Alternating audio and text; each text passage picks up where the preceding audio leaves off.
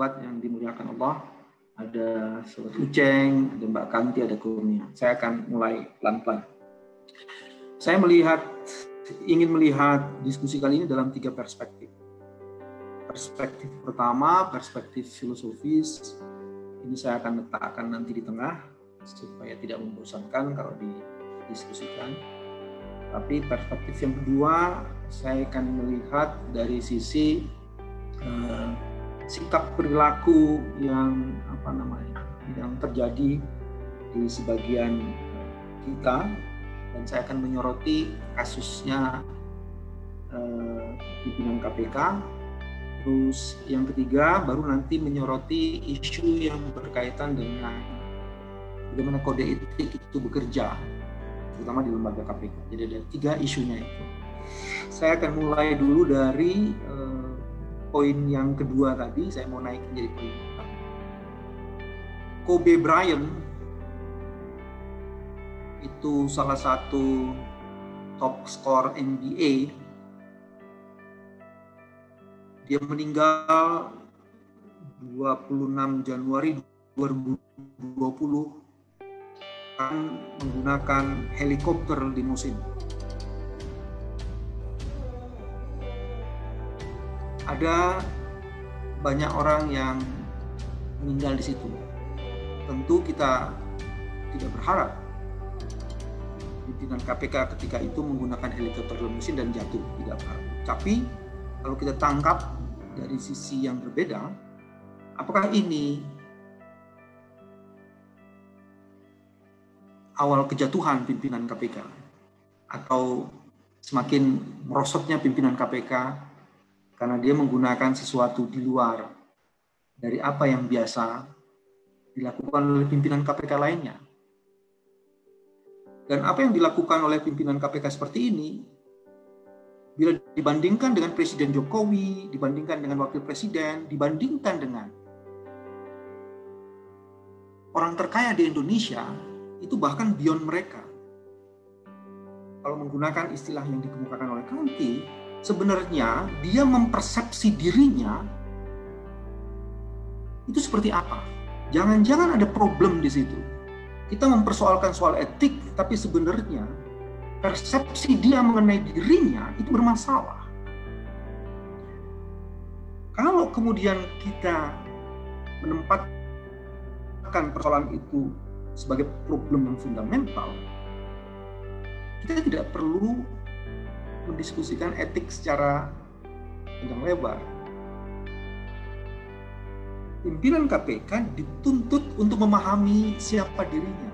Ketika dia tidak memahami siapa dirinya, bahkan sikap perilaku kelakuannya itu melebihi the highest official tops of the Indonesia. Terus kita mengira-kira, lu tuh siapa cuy? Menurut saya itu, apakah dia merasa bahwa dia adalah beyond the law, beyond the all of the authority of Indonesia, atau semacam itu? Mari kita periksa lebih detail. Saya coba ngulik-ngulik sambil rapat, sambil ngulik-ngulik, sambil dengerin, jadi mau menjadi multi talenta, semuanya lagi bekerja. Untuk menyewa heli limosin ini, itu per jamnya $2.000 loh. 28 juta. Kalau per jam $2.000 dihabiskan untuk itu, kemudian pertanyaannya tadi juga ada muncul, emang gaji lo berapa? Nah, disitulah saya mau loncat dulu ke poin ketiga kan, soal bagaimana pelaksanaan. Disitulah titik yang paling krusial. Apakah Dewas KPK sudah sampai sejauh itu melacak detail? Karena ada pimpinan KPK lainnya menyatakan bahwa ini untuk efisiensi waktu. Pimpinan KPK pergi 20 Juni 2020 itu hari Sabtu. Apa dia masih bekerja di hari Sabtu itu?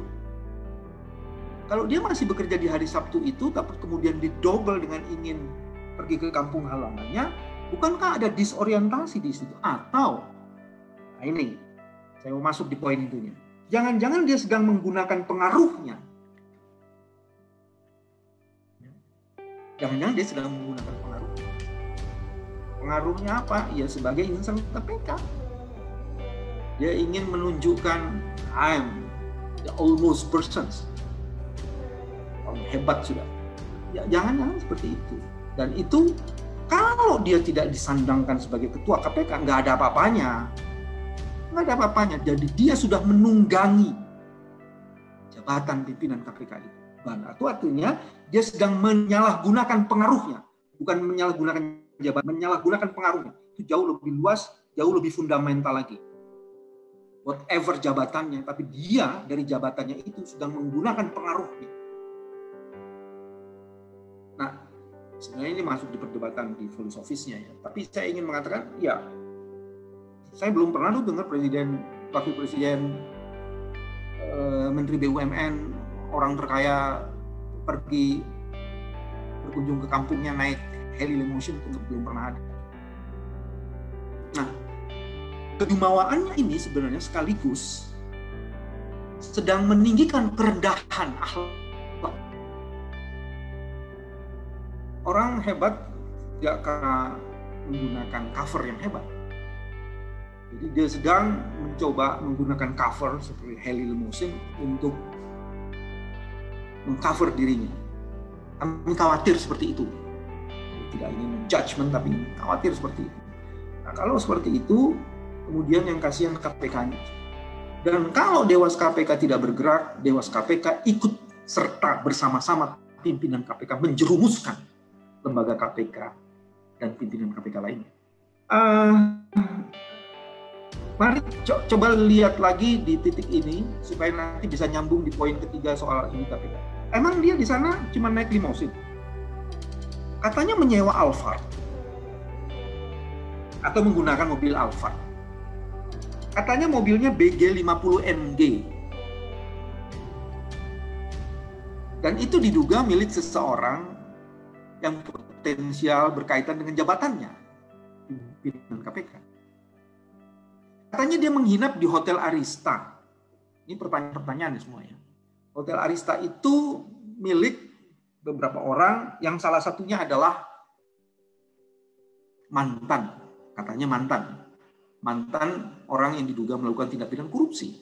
Ini bukan soal helikopter saja, ini soal sikap, perilaku,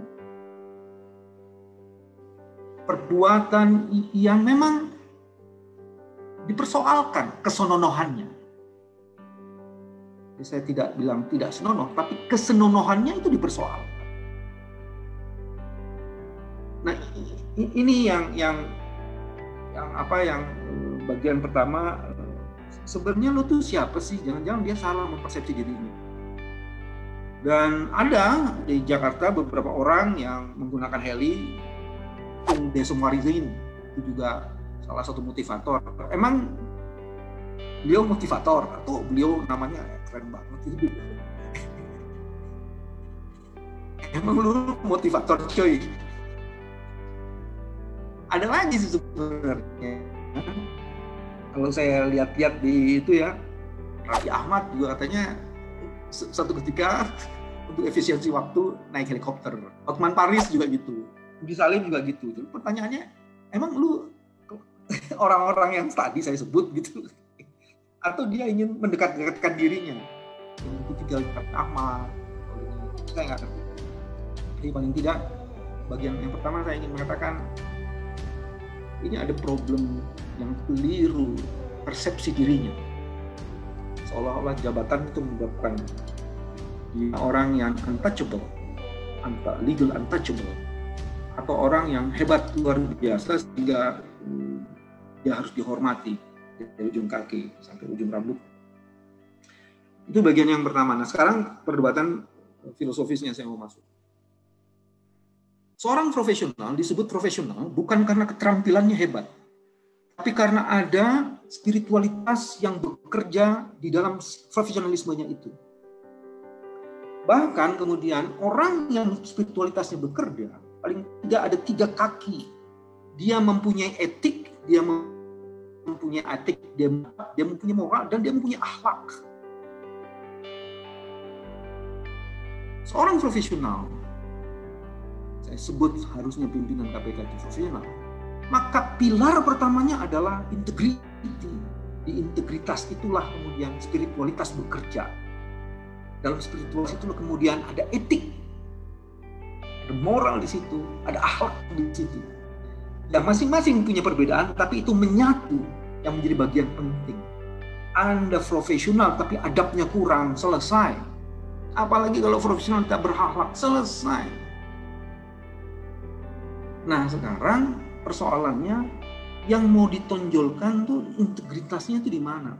Mari kita masuk di agak masuk di poin ketiga ya, poin misalnya gini, pegang peraturan Dewan Pengawas KPK nomor 02 di pasal 4 huruf M.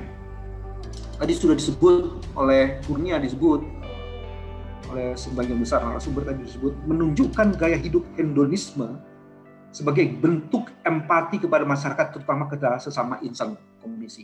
Jadi dia dilarang menunjukkan gaya hidup. Nah sekarang balik ke poin 1 tadi, itu gaya hidup nggak sih naik heli limousines itu? Menurut saya beyond gaya hidup tapi bukan sekedar gaya hidup. Dan itu artinya kalau pakai bahasa Kanti, Dewas udah nggak begitu kesulitan sebenarnya untuk menempatkan gaya hidup, dan gaya hidup itu adalah salah satu bagian dari pilar integritas. Dilarang menunjukkan, bukan hanya mempunyai loh, menunjukkan gaya hidup hedonisme sebagai bentuk empati kepada masyarakat, terutama kepada sesama insan KPK. Tapi yang paling menarik sebenarnya, kalau saya kaitkan dengan mobil, Alphard, saya kaitkan dengan hotel, Aris misalnya, tidak ingin menuding macam-macam, tapi mungkin bagus untuk diperiksa. Apakah di situ tidak ada gratifikasi?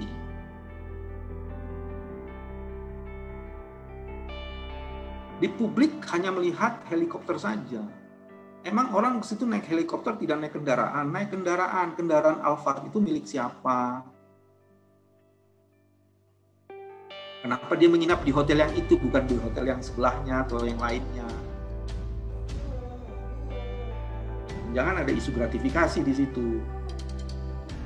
Dan mudah-mudahan pimpinan KPK masuk di situ. Bahkan dalam perdebatan filosofis ini, kalau ditarik ke poin ketiganya di value of the code of ethic-nya itu ada tuh di integritas pasal 4 huruf T, menjaga citra, harkat dan martabat komisi. Nah, kelakuan yang seperti tadi itu, apakah itu menjaga harkat martabat? Dia sedang meninggikan kejatuhannya KPK. Jadi di dalam perdebatan saya khawatir sebenarnya ada yang hilang di KPK hari ini. Pimpinannya menjadi kelas tukang karena seolah-olah menempatkan keterampilan, profesionalitas minus integritas, sehingga kemudian ada problem di akuntabilitas. Nah, kalau itu yang terjadi, sebenarnya kita sedang mencabik-cabik lembaga yang sebagiannya masih diharapkan oleh masyarakat. Kalau pakai bahasa Uceng yang merujuk pada Lidl, lupakan KPK. Karena KPK adalah masa lalu. Biarlah orang-orang yang mengharapkan KPK, orang-orang yang mengharapkan masa lalu dan hidup di masa lalu. Kami ini masa depan. Jadi lupakan KPK. Tapi kenapa mesti diskusi soal etik KPK? Nggak boleh juga mesti. Oke, kalau gitu sekarang saya masuk di kode etiknya ya, bagian ketiga. Tadi saya sudah menyebut satu hal yang penting itu di dalam soal integritas. Itu ada menurut saya di kode etik itu ada yang menarik sekali. Cuma elaborasinya memang mesti di-exercising. Di pasal 4 ayat 2 huruf B. Dalam mengimplementasikan nilai dasar integritas, setiap insan komisi dilarang menyalahgunakan pengaruh untuk kepentingan pribadi selain menyalahgunakan jabatan. Ini menurut saya kata kunci yang keren, karena di situ ada menyalahgunakan pengaruh.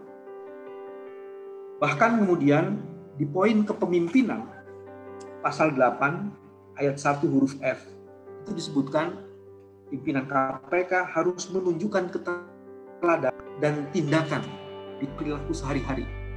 Kira-kira naik heli limousine ini, presiden aja nggak naik gituan gitu. Jadi dia beyond the president. Gajinya sekarang kan pimpinan KPK 120 juta nih, masih mau minta naik. Tapi pimpinan sekarang tidak pernah menarik itu. Jadi sebenarnya aja kelakuan itu dengan pimpinan terdahulu. Itu ada Pak Agus, harus agak bertanggung jawab tuh pimpinan terdahulu itu soal kelakuan kayak gini.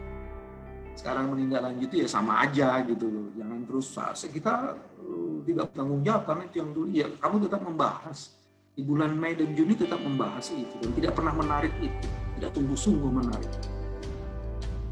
Saya malah mau menghubungkan, mau naik gaji karena ingin naik heli limousine apa enggak sih? Ini pertanyaan. Nanti di Jakarta pergi dari satu tempat ke tempat lain juga mesti naik heli. Paling cepat bukan heli limousine sih, kalau ngerti caranya orang jalanan. Naik heli cat itu cepat juga, itu kecepatannya ya 11-12 dengan naik sepeda. Sekarang ada soal gini. Ini hari ini yang namanya Dewan Pengawas itu bukan hanya dipertanyakan, tapi sudah mulai dipersoalkan. Bukan hanya dipertanyakan dan dipersoalkan, tapi kemudian sebagiannya orang sudah mulai mempertanyakan dengan sedikit mencibir. Dulu tuh ada apa enggak sih? Oke, dalam hal tertentu prosesnya tertutup. Tapi hasilnya harus dibuka. Dan itu prinsip dasar. Prinsip dasar yang ada di dalam azasnya KPK, akuntabilitas. Nah, kalau kemudian Dewan Pengawas tidak segera merubah sikap dan perilaku, maka kemudian orang dengan cepat akan menuduh Dewan Pengawas itu menjadi part of the problem. Ingat loh, Dewan Pengawas juga terikat dengan pasal 20 loh. Soal pertanggungjawaban kepada publik, bukan Dewan Pengawas yang membebaskan dirinya dari pertanggungjawaban publik. Dia tetap bertanggung jawab kepada publik sesuai dengan otoritas yang dimilikinya. Salah satunya adalah menegakkan. Ingat loh, kata-katanya itu bukan hanya membuat kode etik, loh, menegakkan etik. Kalau itu tidak ditegakkan, maka Dewan Pengawas menjadi bagian dari masalah. Ini no matter the persons within Dewan Pengawas itu. Nggak ada urusannya. Tunjukkan kompetensi Anda itu. Nggak begitu peduli siapa yang ada di situ. Sekarang orang ingin tunjukkan. Itu yang juga jadi soal. Memang di dalam aturannya, ketika Dewan Pengawasnya bermasalah, ada MKK, Majelis Kode Etik. Kalau menurut saya, ini udah terus-menerus nih, situasinya udah extraordinary. Kalau Dewan Pengawas ingin mendapatkan kepercayaan publik, saatnya Dewan Pengawas menarik mekanisme MKK menjadi bagian penting untuk menyelesaikan masalah ini. Majelis Kehormatan Kode Etik ini bisa dimasukkan akademisi atau praktisi hukum atau representasi dari kepentingan publik. Ini salah satu jalan keluar. Udahlah, Dewan Pengawas hari ini pertolongan. Nah, pertolongannya lakukanlah MKKE ini, perbuatan yang dikualifikasi sudah extraordinary ini. Nah, yang menjadi masalah kan gini juga nih, di bagian penutupnya. Kita seolah-olah hanya mengatasi akibat. Kita tidak pernah bisa mengatasi penyebab. Sehingga kita kayak tukang asap, tukang kipas asap. Nah, kalau ini yang terjadi, bahasa anak gaulnya capek deh. pertanyaan dasarnya, pimpinan KPK sekarang ini masih bisa dipercaya atau tidak? Kalau tidak bisa dipercaya, gunakan momentum ini untuk melakukan rebound. Kalau kita bisa menggunakan momentum ini melakukan rebound, maka kemudian KPK akan selamat. Tapi kalau tidak bisa rebound, maka kita akan masuk dalam the second trap, bahkan the third trap. Saya mau tutup begini. Apakah ini awal dari sebuah akhir? Apakah ini melengkapi awal dari sebuah ujung dan proses yang brengsek menghasilkan kebrengsekan dan akhirnya kejatuhan dan kebrengsekan aja yang kita akan dapatkan. Selamat memetik kebrengsekan dari proses brengsek yang ditunjukkan selama ini. Saya mau berhenti sampai situ. Assalamualaikum warahmatullahi wabarakatuh. Terima kasih.